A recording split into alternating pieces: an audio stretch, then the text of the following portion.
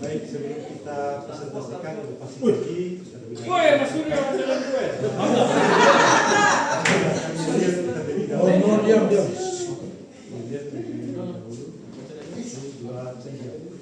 Bukalah matamu, pasang telingamu. Ingat lagi depan, bersama. Kanan bersuara, kiri bersuara, satukan suara, dukung Super Transport.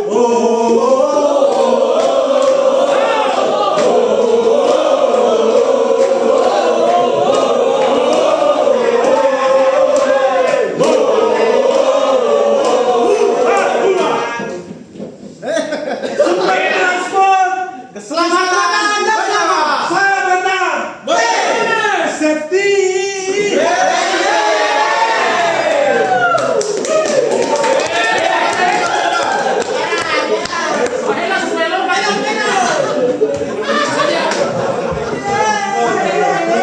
Langsung saja untuk mempresentasikan hasil inovasi kami.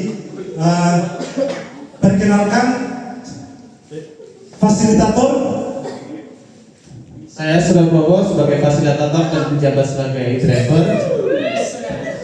Dan saya Bulan Udi sebagai ketua tim menjabat sebagai penumpang.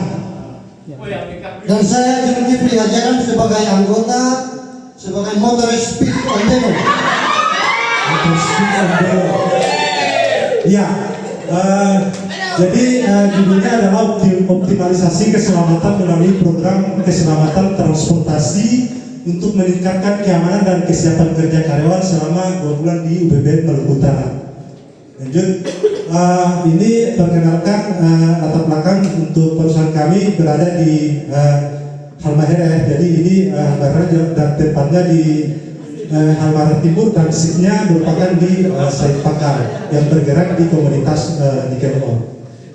Nah, untuk rundown kegiatannya dari Februari sampai Maret 2006 mulai dari aktivitasnya mulai dari menentukan aktivitas sampai ke 7 menetapkan standarisasi.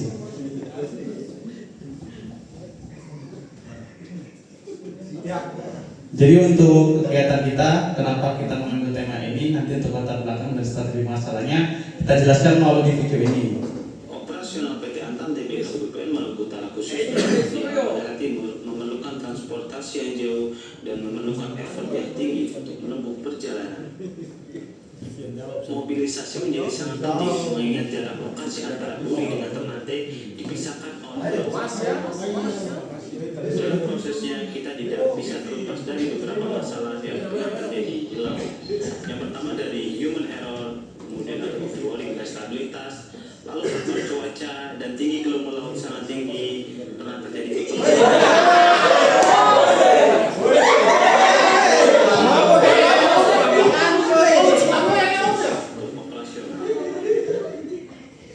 Ya, jadi seperti kita lihat video sebelumnya, jadi banyak masalah yang kita dapat seperti tadi dari penumpang, kemudian kesiapan transportasi dan lain-lain.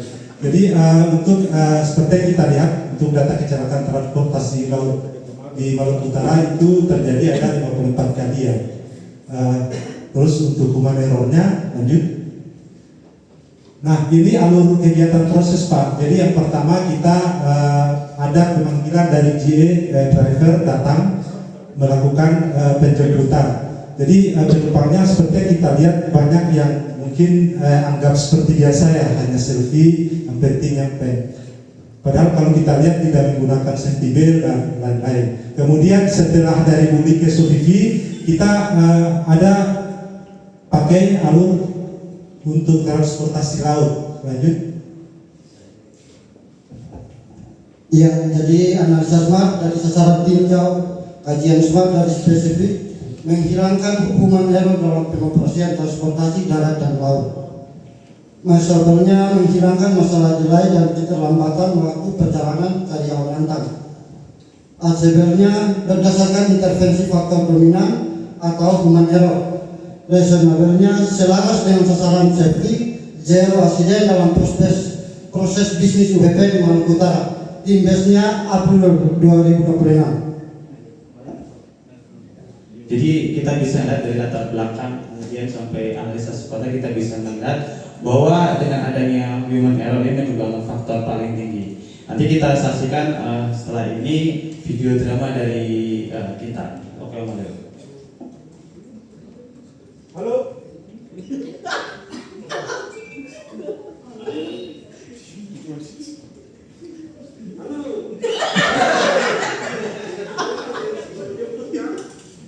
Iya, Om Gali.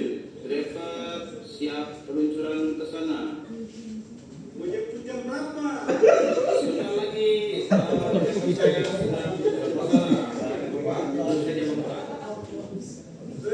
Terus mobil sudah berdoakan belum?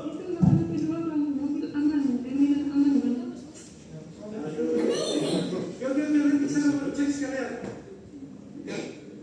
kita lakukan wawancara eksklusif dengan pengguna. Kita mau perjalanan dinas ke Sovisi dulu. Perjalanan sekitar 7 jam ini, Om. Ya, kalau istirahat makan pasti sekitar kurang lebih seperti itu. Om, nggak pernah pakai sabuk pengaman kah ini? Kita sudah terbiasa tidak pakai sabuk pengaman kalau selama perjalanan. Mas ya, langsung tinggal dicantolin di belakang gini ya? Iya, ini karena kamu Realita Pak, realitas seperti ini Pak.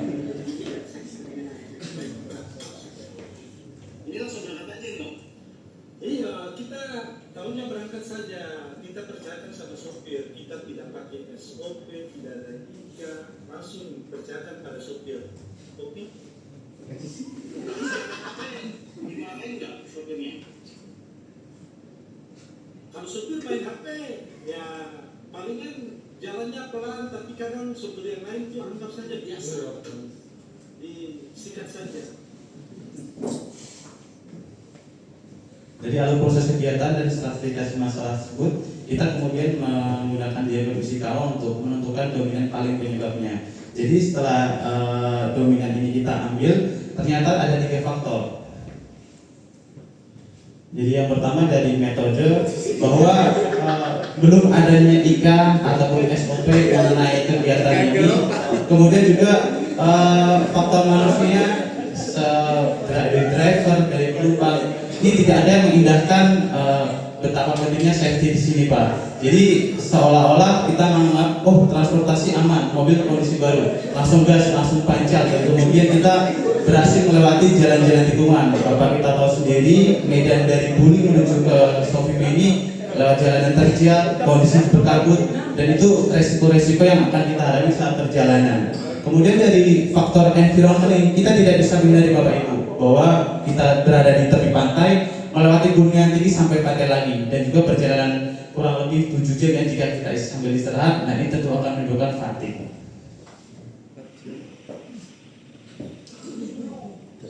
Dari root cause analysis yang tersebut, kita mengambil dari faktor metode dan main, kita akan lalu kita menjadikan prioritas paling utama. Yang pertama ini tidak adanya IBPR serta strict risiko di perjalanan, apalagi kita menggunakan mobil rental. Kemudian kita harus menyelesaikan ini driver abai Pak terhadap potensi-potensi yang bahaya di situ. Salah satunya driver tidak mengingatkan menggunakan safety belt, masih ditemukan bahkan kadang memainkan HP, dan juga bahkan mohon maaf menggunakan vape ketika di perjalanan. Nah, kita dari sini kita ambil root cause analysis paling besarnya. Nah, dari sini kita tentukan faktor dominannya bahwa ketidakpatuhan terhadap SOP ini paling tinggi, dan juga saat cuaca buruk kita tetap melanjutkan perjalanan Pak. Dari situ kemudian kita lakukan alternatif solusi terbaik.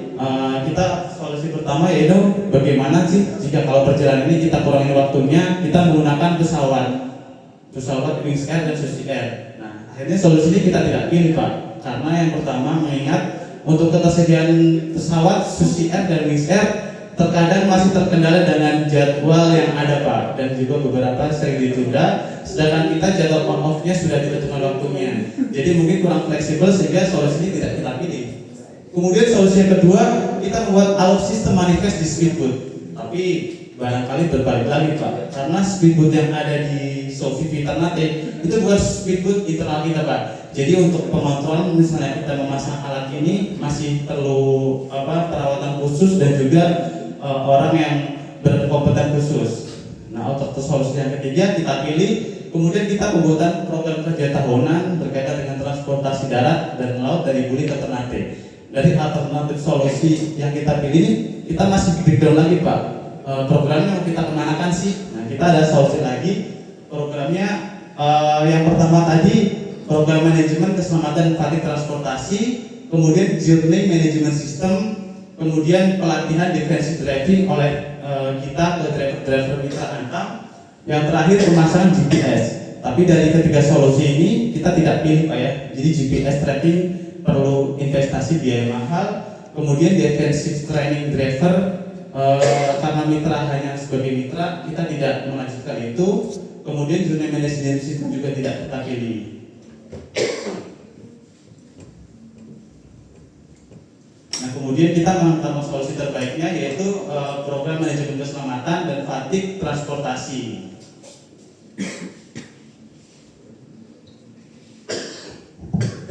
Motoris, bagaimana Anda rasakan dari sebelumnya dan sekarang?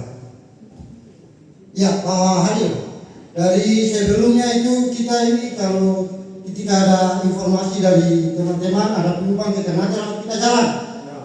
Tapi saat ini sudah diawasi oleh aturan, mulai dari SOP, IK yang harus kita baca, pokoknya kita sudah ini sama aturan. Jadi kayak macam rumit begitu. Merasa tertekan ya Pak Motoris? Tertekan sekali. Ya, Pak Suryo, kita harus menentukan solusinya nih. Jadi begini Bapak, memang untuk aturan awalnya pasti ada sedikit beberapa pihak yang belum terbiasa Pak. Tapi dengan diberlakukan ini, kita lebih merasa aman, IKA sudah ada dan menjamin bahwa penumpang aman Pak. Jadi rasa aman itu bisa memberikan faktor untuk mengurangi rasa fatigue atau kekhawatiran di dalam perjalanan. Pak Kip tetap harus konsisten kita lakukan supaya menjamin keselamatan yang menjadi mitra kita yaitu Antam. Oke Pak Kip. Siap Pak Suryo.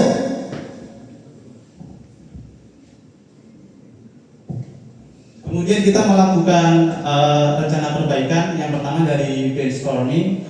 Kemudian kita buat untuk IBPR perjalanan Pak, bahwa untuk resiko perjalanan dari sini ke Sofivi pasti menemukan resiko-resiko yang ada Pak, baik dari faktor internal kita sendiri, dari kondisi mobilnya, dari kondisi alamnya. Kemudian kita cari materi resiko tertinggi, kemudian untuk mengurangi resiko-resiko yang nantinya akan ada.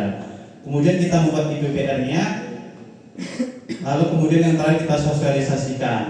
Kita membuat IBPR bersama internal kita di HSS. Lalu kita hasilnya ini Pak. Jadi untuk sebelum dan sesudahnya driver sudah menggunakan safety belt seperti itu, dan juga untuk proses evaluasi perbaikan yang di alur proses tadi yang sudah ada di video di awal, kita tidak ada pengecekan mobil, jadi kita berikan form B2H supaya mobilnya itu juga diisi Pak untuk kondisinya, sehingga termonitor semua kondisi mobil yang akan berangkat menuju ke Sofivi.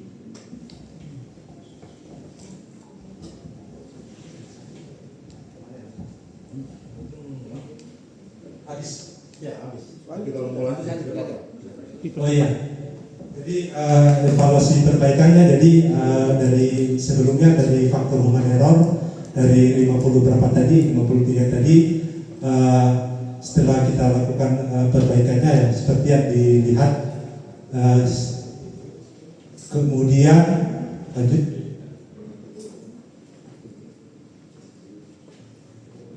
Nah, jadi target perbaikan dari sebelum dan sesudah. Lanjut.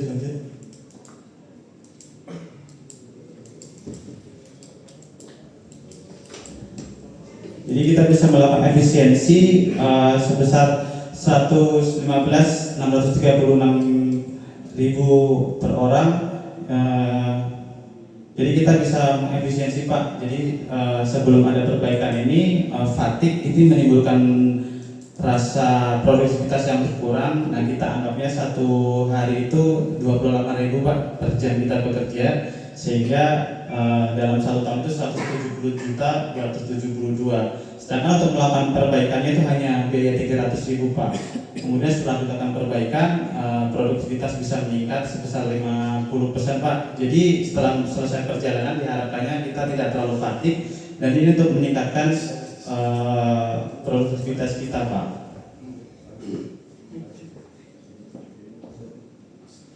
Untuk UBPN-nya dan program manajemen keselamatan fatig. Terima kasih Bapak dan Ibu.